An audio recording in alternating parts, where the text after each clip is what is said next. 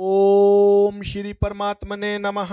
श्रीमद् भागवत गीता जी के 18वें अध्याय का महात्म। श्री पार्वती जी ने कहा, भगवान आपने 17वें अध्याय का महात्म बतलाया, अब 18वें अध्याय के महात्म का वर्णन कीजिए। श्री महादेव जी ने कहा, गिरि नंदिनी, चिन्मय आनंद की धारा बहाने वाले 18वें अध्याय के पावन महात्म को जो वेद से भी उत्तम है, श्रवण करो। यह संपूर्ण शास्त्रों का सर्वस्व, कानों में पड़ा हुआ रसायन के समान तथा संसार के यातना जाल को छिन्न भिन्न करने वाला है।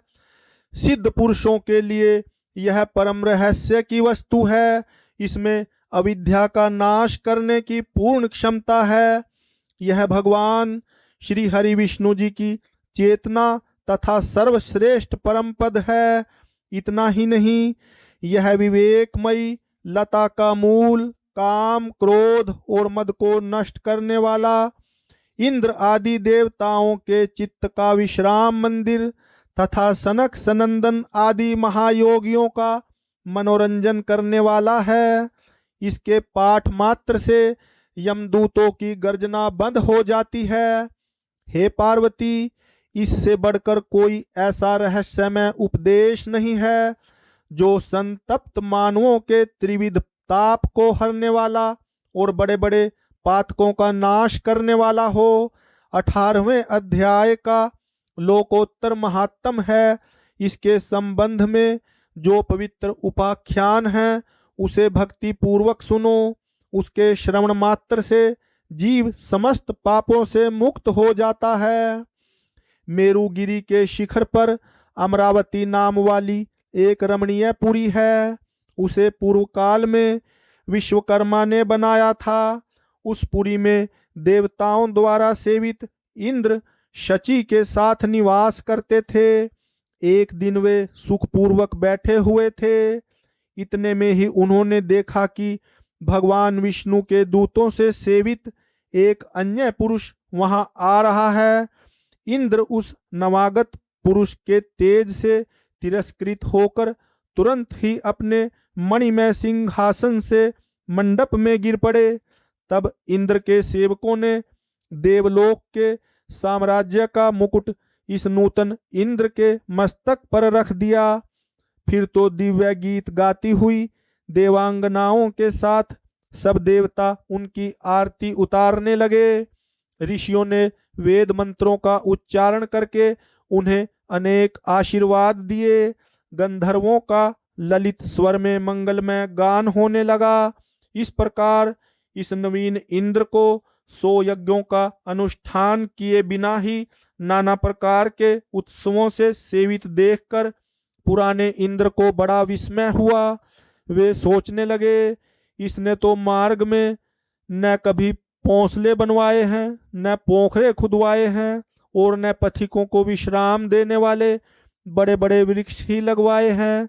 अकाल पड़ने पर अन्नदान के द्वारा इसने प्राणियों का सत्कार भी नहीं किया है। इसके द्वारा तीर्थों में, सत्र और गांवों में यज्ञ का अनुष्ठान भी नहीं हुआ है। फिर इसने यहाँ भाग्य की दी हुई ये सारी वस्तुएं कैसे प्राप्त कर ली हैं? इस चिंता से व्याकुल होकर इंद्र भगवान विष्णु से पूछने के लिए प्रेम पूर्वक क्षीर सागर के तट पर गए और वहां अकस्मात अपने साम्राज्य से भ्रष्ट होने का दुख निवेदन करते हुए बोले, लक्ष्मीकांत, मैंने पूर्व काल में आपकी प्रसन्नता के लिए 100 यज्ञों का अनुष्ठान किया था। उसी के पुण्य से मुझे इंद्र पद की प्राप्ति हुई थी, किंतु इस समय स्वर्ग में कोई दूसरा ही इंद्र अधिकार जमाए बैठा है।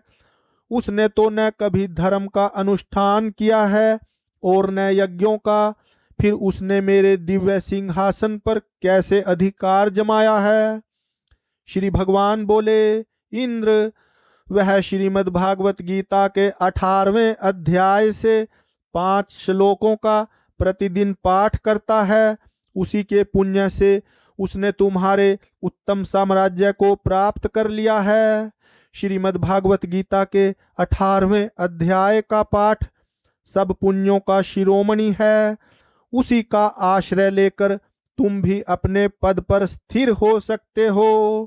भगवान विष्णु के ये वचन सुनकर और उस उत्तम उपाय को जानकर इंद्र ब्राह्मण का वेश बनाए गोदावरी के तट पर गए।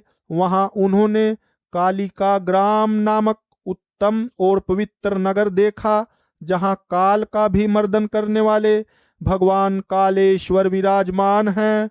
वहीं गोदावरी तट पर एक परम धर्मात्मा ब्राह्मण बैठे थे, जो बड़े ही दयालु और वेदों के पारंगत विद्वान थे। वे अपने मन को वश में करके प्रतिदिन गीता के 18वें अध्याय का स्वाध्याय किया करते थे। उन्हें देखकर इंद्र ने बड़ी प्रसन्नता के साथ उनके दोनों चरणों में मस्तक झुकाया और उन्हीं से 18वें अध्याय को पढ़ा। फिर उसी के पुण्य से उन्होंने श्री हरि विष्णु जी का सायुज्य प्राप्त कर लिया। इंद्र आदि देवताओं का पद बहुत ही छोटा है, यह जानकर वे परम हर्ष के साथ उत्तम वैकुंठ धाम को गए। अतः यह अध्याय मुनियों के लिए श्रेष्ठ परम तत्व है। हे पार्वती, 18वें अध्याय के इस दिव्य महात्म का वर्णन समाप्त हुआ। इसके श्रवण मात्र से मनुष्य सब पापों से छुटकारा पा जाता है। इस प्रकार संपूर्ण गीता का पाप नाशक महात्म बतलाया गया।